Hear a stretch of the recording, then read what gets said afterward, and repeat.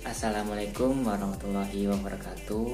Kami dari kelompok 4 yang beranggotakan 2 orang, saya sendiri Naswan Hamid dan teman saya Sinta Malena, akan menjelaskan apa itu langkah-langkah dalam melaksanakan survei contoh mata kuliah analisis perancangan survei. Langsung saja kita ke penjelasan. Yang pertama, penentuan objek dan tujuan survei. Pertama kali menentukan objek dan tujuan, kemudian melangkah ke perencanaan lain. Secara menyeluruh meliputi seluruh aspek dari desain survei serta melihat adanya hubungan timbal balik antara desainer survei, produsen, dan konsumen agar survei berhasil guna dan berdaya guna. Penentuan skala prioritas tidak dapat memenuhi seluruh keinginan konsumen karena keterbatasan biaya, tenaga, waktu, dan desain sampel. Perencanaan menjabarkan rinci objek dan tujuan survei. Survei mengarah ke longitudinal survei atau cross-sectional atau repetitive survei. Desain sampel, metode pengumpulan data, penentuan variabel dan daftar isi, penentuan organisasi survei, penentuan jadwal kegiatan, penentuan biaya, dan pilot survei. Penjabaran rinci objek dan tujuan survei. Informasi yang diinginkan. Informasi jenis-jenis variabel. Domain penelitian adalah daerah penelitian yang datanya akan disajikan. Tabulasi. Tabulasi menyajikan data sampai wilayah atau menentukan level penyajian data. 4. Derajat akurasi atau tingkat ketelitian. Total error ditinjau dari sampling error dan non-sampling error. Penentuan objek dan tujuan contoh. Survei upah penduduk 15 tahun yang bekerja sebagai karyawan atau buruh di setiap wilayah DKI Jakarta.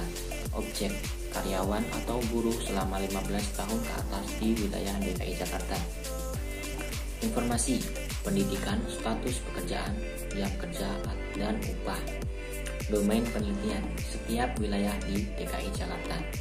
Level penyajian wilayah. Longitudinal cross-sectional survey. Apakah survei mengarah kepada longitudinal survey, cross-sectional, atau repetitive survey? Longitudinal survey bertujuan untuk melihat tren, cross-sectional survey bertujuan untuk membandingkan antar variabel. Desain sampel, referensi tenaga ahli, dan sebagainya. Tersedianya kerangka induk, teknik sampling, pengambilan sampel, dan prosedur estimasi. Metode pengumpulan data. Observasi, interview atau wawancara, pos, telepon, pencacahan sendiri, catatan administrasi. Penentuan variabel dan daftar isian. Variabel sangat erat kaitannya dengan daftar isian yang akan dibentuk. Perlu dikaji tahap kegiatan. Yang pertama, menentukan variabel bebas dan variabel tak bebas. Memikirkan bagaimana kira-kira susunan dan tata cara membentuk pertanyaan. Menentukan periode referensi, menentukan periode survei, mendesain daftar isian dan pedoman. Desain survei versus desain sampel. Desain survei mencakup semua aspek dari rancangan survei, persiapan atau perencanaan, pengumpulan, pengolahan, penyajian, dan analisis data. Sedangkan desain sampel hanya mencakup yang berkaitan dengan teknik sampling. Penentuan desain sampel. Sebelum menentukan teknik sampling yang sesuai, maka secara menyeluruh perlu mempunyai gambaran terlebih dahulu tentang tersedianya kerangka sampel yang memenuhi gambaran metode sampling yang diperkirakan dapat diterapkan. Teknik sampel yang efisien termasuk cara penarikan sampel dan bentuk daftar sampel. Penentuan prosedur estimasi dan perhitungan sampel error. Mengkaji antara populasi survei dan target populasi yang dapat dicapai. Hubungan desain survei dan desain sampel. Perhatian khusus atau lebih detail untuk desainer sampel. Pertama, penentuan metode sampling termasuk penyediaan kerangka sampel yang prosedur estimasi. Penentuan sampel unit, identifikasi, penentuan dan pemilihan sampel. Penentuan besarnya sampel berdasarkan presisi yang telah disepakati. Yang kedua, yang perlu diperhatikan, joint design. Penentuan populasi tergantung domain objek dan tujuan dan elemen, tergantung analisisnya. Biaya, besarnya sampel, ketelitian yang dikehendaki. estimasi dan analisis statistik untuk mengestimate parameter, perhitungan dan penyajian sampling error, penentuan organisasi survei, organisasi lapangan, penentuan persyaratan petugas atau staf, penentuan petugas atau staf, penentuan pengolahan dan rancangan pengolahan, penentuan jadwal kegiatan. Perencanaan survei supaya dilakukan dengan baik dan matang, termasuk di dalamnya penentuan jadwal kegiatan yang menjadi pegangan agar hasil survei tepat waktu.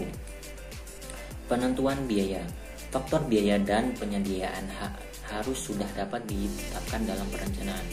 Biaya sangat memegang peranan penting di samping menetapkan misalnya sampel yang optimal. Materi survei secara keseluruhan supaya ditetapkan dan disinkronisasikan dengan aspek lain seperti desain sampel, penyajian, kualifikasi, petugas, dan sebagainya. Pilot survei. Apa itu pilot survei? Pilot survei biasanya dilakukan untuk survei dengan skala besar atau sensus. Pilot survei umumnya terdiri atas uji coba kuesioner atau materi survei, uji coba organisasi lapangan, uji coba pengolahan data. Persiapan lapangan. Perlu diadakannya pengajian penerapan metode pengumpulan data, menyiapkan daftar sampel, bebas petugas, dan pelatihan, daftar isian, konsep divisi, dan pedoman terbuka atau tertutup, wawancara atau observasi, dan pengukuran dan sebagainya. Penyiapan materi survei dan pengirimannya. Persiapan lapangan. Yang kedua, waktu yang diperlukan, perolehan data, transport, dan sebagainya, prosedur penentuan petugas, termasuk pelatihan, masalah non-respon, revisi, dan sebagainya, mekanisme pengolahan dokumen, mekanisme pengawasan dan pemeriksaan penerangan. Persiapan lapangan, hal-hal yang perlu dipersiapkan. Sebelum dimulai pelaksanaan lapangan, perlu dipersiapkan yang berkaitan dengan pelaksanaan survei, yaitu telah ditentukan organisasi survei secara menyeluruh baik lapangan maupun non-lapangan. Telah ditentukan tahapan kegiatan secara rinci berikut jadwalnya. Telah dipersiapkan sebagai persyaratan petugas, pemilihan petugas, dan penentuan beban tugas. Telah disiapkan semua berkaitan dengan materi survei, termasuk persiapan pengolahannya. Ada sebuah pertanyaan berikut yang perlu dijawab. Ini dalam kuesioner. Apakah objek dan tujuan sudah jelas? Apakah desain sudah cocok dengan objek dan tujuan? Apakah sudah ada dasar teori yang mendukung? Apakah survei benar-benar bermanfaat? Apakah survei lebih mengarah ke longitudinal atau cross-sectional? Apakah diperlukan revisit atau re-entry view? Apakah alokasi waktu dan biaya yang ditentukan sudah optimum? Apakah gambaran umum pelaksanaan sampai dengan dimensi sudah jelas? Apakah ada keterbatasan kendala yang mungkin dihadapi? Apakah dana mencukupi berbagai sumber dana perlu ditelaah guna mendapat data berbaik sebaik mungkin? Berbagai pertanyaan di atas perlu dikaji dengan melihat materi yang diperlukan untuk mendapat informasi pada pengumpulan data. Yang pertama, sesuai dengan yang ditentukan. Kedua, sesuai dengan daftar isian yang telah disepakati, di dalamnya sudah dikaitkan dengan unit sampling atau unit observasi. Ketiga, buku pedoman, termasuk di dalamnya cara pengisian konsep divisi dan klasifikasi sebagai berikut. Materi yang berkaitan dengan petugas, daftar sampel, penentuan banyaknya petugas dan alokasinya, beban petugas dan persyaratan, pelatihan petugas. Mekanisme pengolahan dokumen, penyiapan materi survei, pengiriman materi survei ke lapangan, pengiriman hasil survei,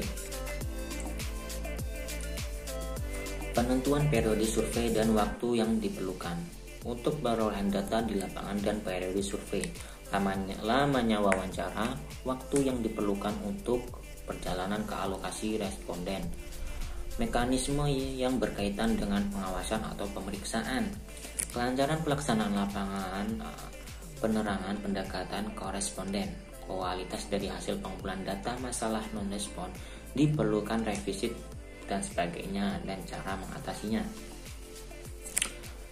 Pelaksanaan sesuai prosedur dan kriteria ditentukan mematuhi jadwal waktu, meneliti akurasi, meneliti non-respon, kelengkapan dokumen dan isian. Pengolahan menetapkan mekanisme dan prosedur pengolahan, pengecekan ketelitian data, validasi dan coding pra-komputer, entry data dan pengecekan pasca komputer, tabulasi dan pengecekan, penyajian diseminasi dan analisis. Penyajian untuk publikasi dan media elektronik, penyajian untuk analisis, pengajian akurasi hasil survei. Itu tadi materi yang saya sampaikan. Mohon maaf jika masih banyak kekurangan dalam penyampaiannya. Saya mohon maaf sekali lagi. Saya undur diri. Wassalamualaikum warahmatullahi